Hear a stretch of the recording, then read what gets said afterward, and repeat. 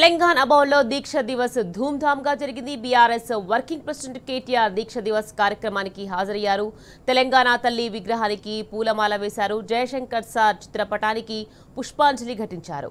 ఇక తెలంగాణ ఉద్యమం కేసీఆర్ దీక్ష 2029 నుంచి 2023 వరకు జరిగిన ఉద్యమం స్వరాష్ట్ర సాధన గెలుపు 10 ఏళ్ల సంక్షేమంపై భవన్లో చిత్ర ప్రదర్శన ఫోటో ఎగ్జిబిషన్ను తిలకించారు.